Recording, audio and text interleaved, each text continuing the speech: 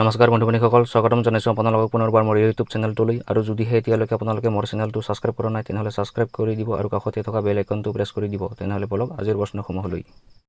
আজিৰ প্ৰথমটো প্ৰশ্ন হৈছে অসমৰ মাটিকালি কিমান?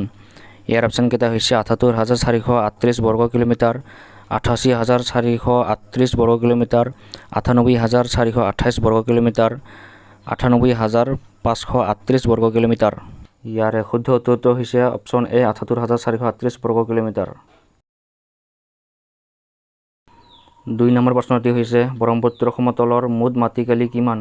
ইয়াৰ অপশ্যনকেইটাৰ ভিতৰত হৈছে ৪৫,০০০ বৰ্গ কিলোমিটাৰ, ৪৯,০০০ বৰ্গ কিলোমিটাৰ, ৫৬,০০০ বৰ্গ কিলোমিটাৰ, ৫৮,০০০ বৰ্গ কিলোমিটাৰ। ইয়াৰে শুদ্ধ উত্তৰটো হৈছে অপশ্যন চি ৫৬,০০০ বৰ্গ কিলোমিটাৰ। ৩ নম্বৰ প্ৰশ্নটি হৈছে বৰাক সমতলৰ মুঠ মাটিকালি কিমান? ইয়াৰ অপশ্যনকেইটাৰ ভিতৰত হৈছে ৪,৬২৩ বৰ্গ কিলোমিটাৰ, ৬,৯৬২ বৰ্গ কিলোমিটাৰ, ৬,৯৬৮ বৰ্গ কিলোমিটাৰ, ৭,১৪৬ বৰ্গ কিলোমিটাৰ। ইয়াৰে শুদ্ধ উত্তৰটো হৈছে অপশ্যন বি ৬,৯৬২ বৰ্গ কিলোমিটাৰ। ৪ নম্বৰ প্ৰশ্নটো হৈছে অসমৰ পাৰ্বত্য অঞ্চলৰ মুঠ মাটিকালি কিমান? ইয়াৰ অপশ্যনকেইটাৰ ভিতৰত আছে ১৫,৩২২ বৰ্গ কিলোমিটাৰ, ১৬,৩২৫ বৰ্গ কিলোমিটাৰ, ১৭,৫২০ বৰ্গ কিলোমিটাৰ, ১৮,২০৫ বৰ্গ কিলোমিটাৰ। ইয়াৰে শুদ্ধ উত্তৰটো হৈছে অপশ্যন এ ১৫,৩২২ বৰ্গ কিলোমিটাৰ। ৫ নম্বৰ প্ৰশ্নটো হৈছে মাজুলীৰ বৰ্তমান মুঠ মাটিকালিৰ পৰিমাণ কিমান? ইয়াৰ অপশ্যনকেইটাৰ ভিতৰত হৈছে প্ৰায় ৪০০ বৰ্গ কিলোমিটাৰ, প্ৰায় ৫০০ বৰ্গ কিলোমিটাৰ, প্ৰায় ৭০০ বৰ্গ কিলোমিটাৰ, প্ৰায় ৩৫২ বৰ্গ কিলোমিটাৰ। ইয়াৰ শুদ্ধ উত্তৰটি হৈছে অপশ্যন ডি প্ৰায় ৩৫২ বৰ্গ কিলোমিটাৰ। ৬ নম্বৰ প্ৰশ্নটি হৈছে অসমৰ দক্ষিণ সীমাৰে পাৰ হৈ যোৱা অক্ষৰেখাডালৰ নাম কি? ইয়াৰ অপশ্যনকেইটাৰ ভিতৰত আছে মকৰক্ৰান্তি ৰেখা, কৰ্কটক্ৰান্তি ৰেখা, দ্ৰাঘিমা ৰেখা, বিষুৱ ৰেখা।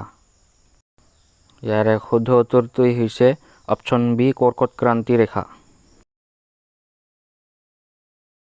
৭ নম্বৰ প্ৰশ্নটি হৈছে বাৰ্ষিক বৃষ্টিপাতৰ পৰিমাণ অনুসৰি অসমৰ বৃষ্টিবলয়ক কেইটা ভাগত ভগাব পাৰি?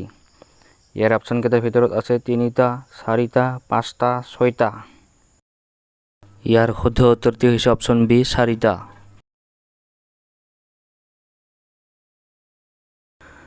৮ নম্বৰ প্ৰশ্নটি হৈছে অসমৰ ব্ৰহ্মপুত্ৰ আৰু বৰাক নদী অৱবাহিকা দুটাৰ বিচ্ছেদক পাহাৰটোৰ নাম কি? ইয়াৰ অপশ্যনকেইটাৰ ভিতৰত আছে সিংহাসন পাহাৰ, ডামবাক্সু পাহাৰ, বৰাইল পাহাৰ, নীলাচল পাহাৰ। ইয়াৰে শুদ্ধ উত্তৰটি হৈছে অপশ্যন চি বৰাইল পাহাৰ। ৯ নম্বৰ প্ৰশ্নটি হৈছে অসমৰ প্ৰধান নদীখনৰ নাম কি? ইয়াৰ অপশ্যনকেইটা হৈছে ব্ৰহ্মপুত্ৰ, বৰাক, মানাহ, গাই নদী। ইয়াৰ শুদ্ধ উত্তৰটি হৈছে অপশ্যন এ ব্ৰহ্মপুত্ৰ। ১০ নম্বৰ প্ৰশ্নটি হৈছে অসমৰ সৰ্বোচ্চ পাহাৰ শ্ৰেণীৰ নাম কি? ইয়াৰ অপশ্যনকেইটা হৈছে মিকিৰ পাহাৰ, বুঢ়া পাহাৰ, বৰাইল পাহাৰ, নীলাচল পাহাৰ। ইয়াৰ শুদ্ধ উত্তৰটি হৈছে অপশ্যন চি বৰাইল পাহাৰ। ১১ নম্বৰ প্ৰশ্নটি হৈছে কাৰ্বি মালভূমিৰ সৰ্বাধিক উচ্চতা কিমান? ইয়াৰে অপশ্যনকেইটা হৈছে ১১০৪ মিটাৰ, ১২৬৪ মিটাৰ, ১৩৬০ মিটাৰ, ১৩৬৩ মিটাৰ। ইয়াৰ শুদ্ধ উত্তৰটি হৈছে অপশ্যন ডি ১৩৬৩ মিটাৰ।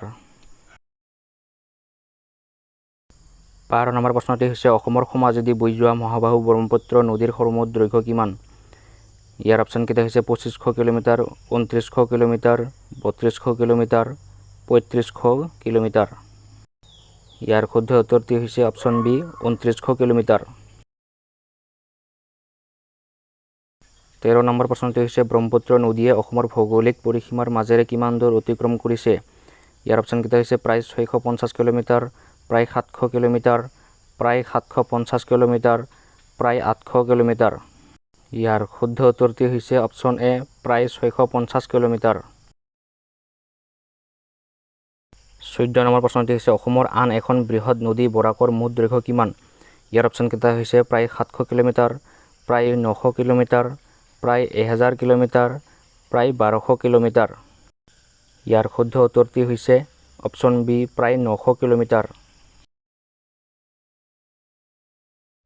15 নম্বৰ প্ৰশ্নটি হৈছে অসমৰ ভৌগোলিক সীমাৰ ভিতৰত বৰাক নদীয়ে কিমান দূৰত্ব অতিক্ৰম কৰিছে?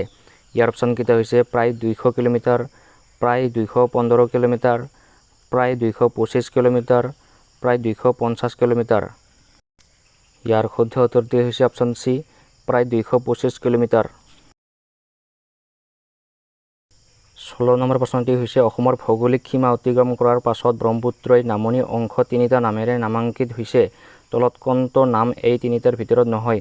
ইয়াৰ অপশ্যনকেইটা হৈছে যমুনা, পদ্মা, মেঘনা, চাংপো। ইয়াৰ শুদ্ধ উত্তৰটি হৈছে অপশ্যন ডি চাংপো। 17 নম্বৰ প্ৰশ্নটি হৈছে তলৰ কোনখন নদী ব্ৰহ্মপুত্ৰৰ উপনদী নহয়? ইয়াৰ অপশ্যনকেইটা হৈছে ধলেশ্বৰী, সোৱণশিৰি, কপিলী, শনকোষ। ইয়াৰ শুদ্ধ উত্তৰটি হৈছে অপশ্যন এ ধলেশ্বৰী। 18 নম্বৰ প্ৰশ্নটি হৈছে আয়তনৰ ফালৰ পৰা অসম ৰাজ্যখন ভাৰতবৰ্ষৰ কিমান ভাগ? ইয়াৰ অপশ্যনকেইটা হৈছে 2.39%, 3.39%, 4.57%, 5.72%। ইয়াৰ শুদ্ধ উত্তৰটি হৈছে অপশ্যন এ 2.39%। 19 নম্বৰ প্ৰশ্নটি হৈছে 2011 চনৰ লোকপিয়ল অনুসৰি ভাৰতবৰ্ষৰ মুঠ কিমান জনসংখ্যাৰ কিমান অংশ অসমত বাস কৰে? ইয়াৰ অপশ্যনকেইটা হৈছে প্ৰায় 2.58%, প্ৰায় 3.58%, প্ৰায় 4.58%, প্ৰায় 5.58%। ইয়াৰ শুদ্ধ উত্তৰটি হৈছে অপশ্যন এ প্ৰায় 2.58%। 20 নম্বৰ প্ৰশ্নটি হৈছে অসমৰ কোন ঠাইত গৰম পানীৰ উৎস আছে? ইয়াৰ অপশ্যনকেইটা হৈছে গোলাঘাটৰ নম্বৰ হাবিত, নগাঁৱৰ চাপানলাত, ওদালগুৰিৰ দেৰগাঁৱত, কাৰ্বি আংলঙৰ হামৰেণত। ইয়াৰ শুদ্ধ উত্তৰটি হৈছে অপশ্যন এ গোলাঘাটৰ নম্বৰ হাবিত।